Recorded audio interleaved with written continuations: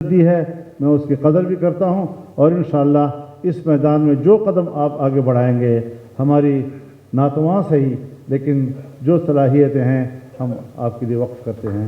وآخر دعوانا ان الحمدللہ۔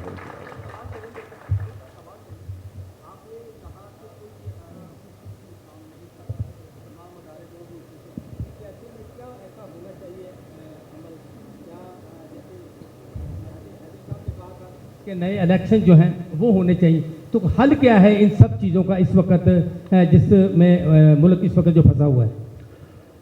دیکھیے، حل تو آپ ایک وسیع تر تصور کے ساتھ حل چاہتے ہیں یا ایک مخصوص موروثی معاملے کے حوالے سے حل چاہتے ہیں؟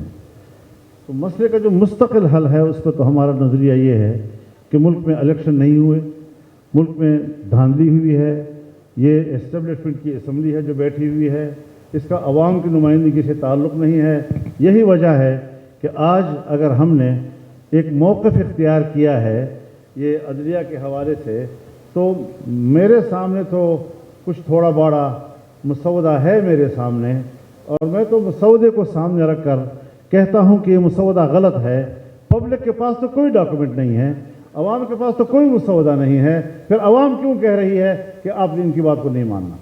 مطلب یہ ہے کہ لوگوں کے احساسات جاگتے ہیں، ان پر ریفلیکٹ کرتے ہیں، ان کو احساس ہوتا ہے، اور یہ ظاہر ہے کہ جب تک آپ کے ملک میں منصفانہ الیکشن نہیں ہوں گے، عوام کی رائے سامنے نہیں آئے گی۔ اب بلوچستان میں حالات خراب ہوئے، پبلک نکل آئی، اور کوئی نمائندہ نہیں ہے جو عوام کے سامنے جا سکے، کیونکہ وہ عوام کے نمائندے نہیں ہیں۔ خدا نہ کرے ہمارے کے پی میں جو حالات خراب ہیں وہاں کوئی نمائندہ نہیں جا سکتا ان کے سامنے۔ وہ تنظیمیں جاتی ہیں ان کے سامنے کہ جو انتخاب میں حصہ نہیں لیتی، اور لوگ ان کو قبول کرتے ہیں، منتخب لوگوں کو قبول نہیں کر رہے ہیں۔ تو اس کا معنی یہ ہے کہ وہ عوام بھی سمجھتے ہیں کہ یہ ہمارے نمائندے نہیں ہیں۔ یہ حکومتیں جو بنی ہیں کیسے بنی ہیں، یہ کہانیاں بھی وقت کے ساتھ ساتھ سامنے آتی رہیں گی، جیسے کہ پچھلی کہانیاں آج کل سامنے آ رہی ہیں۔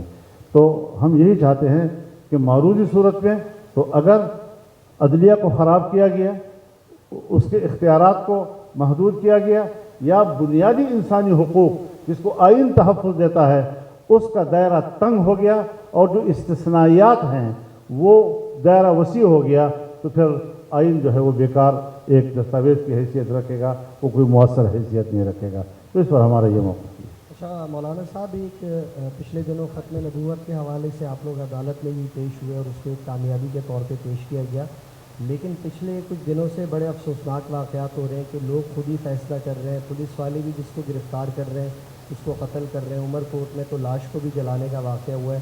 تو کیا جو مختلف مسالک کے علماء ہیں اس کے اوپر بیٹھ کر کوئی راستہ بنا سکتے ہیں؟ کچھ یعنی معافیاں مانگنے کی بات کی جاتی ہے، مفتی طارق مسعود امریکہ سے بیٹھ کر جو ہے وضاحتیں پیش کر رہے ہیں، تو یہ سلسلہ کہاں تک رکے گا؟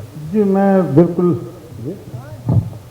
نہیں، میں اس میں عرض کرنا چاہتا ہوں یہ سب ذمہ داری ریاست کی ہے کہ وہ جرم کو جرم سمجھے، مجرم کو پکڑے، اور قانون و آئین کی روح سے اس کو کیفر کردار تک پہنچائے۔ جب ریاست اپنی ذمہ داری پوری نہیں کرتی تو پھر یہ ناخوشگوار واقعے پیش آتے ہیں جس کا آپ ذکر کر رہے ہیں۔ میں کبھی بھی اس قسم کے واقعات کی نہ تائید کر سکتا ہوں، کیونکہ اگر کسی نے جرم کیا ہے تو اس جرم کی سزا کا بھی ایک راستہ ہے، اور ہمیں وہ راستے اپنانے چاہیے۔ لیکن جب ریاست اپنی ذمہ داری پوری نہیں کرتا تو اس قسم کے واقعات مختلف شکل میں ہوتے ہیں، مذہب کی صورت میں بھی ہوتے ہیں، قومیتوں کی صورت میں بھی ہوتے ہیں، لسانیت کی صورت میں بھی ہوتے ہیں، ڈاکے کی صورت میں بھی ہوتے ہیں، اور اس قسم کے پھر لوگ خود ہی فیصلہ کرتے ہیں کہ کس کو کیسے مارنا ہے، اس سے کتنا ٹیکس لینا ہے، اس کو میں نے کس طریقے سے یرغمال بنانا ہے۔ یہ ساری چیزیں پھر عام آدمی کے ہاتھ میں آ جاتی ہیں۔ میں سوچتا ہوں کہ ریاست کو اتنا طاقتور ہونا چاہیے کہ کوئی جرم کرے تو وہاں تک ریاست پہنچے اور اس کو کیفر کردار تک۔ مولانا صاحب، ارشاد سنجرانی، سنو ٹی وی سے۔ مولانا صاحب، پیپلز پارٹی کے چیئرمین جو ہے وہ آپ کے پاس بار بار آئے اور آئینی ترمیم کا حوالے سے بات چیت ہوئی، اور پھر اگلے دن جو ہے کامران مرتضیٰ اور بلاول بھٹو کے درمیان جو بھی معاملہ ٹی وی پر سامنے آیا ہے، کس بات پر جو ہے ڈیڈ لاک ہے ابھی بھی، اور کیا اب آئندہ مزید اس پر بات ہو سکتی ہے آئینی ترمیم کے حوالے سے پیپلز پارٹی اور آپ کے درمیان؟ حکومت معاملہ اس وقت کہاں پہ رکا ہوا ہے؟ پیپلز پارٹی اور ہمارے درمیان یہ بات ہوئی ہے کہ وہ بھی ایک مسودہ تیار کریں گے، ہم بھی ایک مسودہ تیار کریں گے، پھر اس کو شیئر کریں گے، کمپیئر کریں گے اور اس میں اتفاق کی چیزیں نکالنے کی کوشش کریں گے۔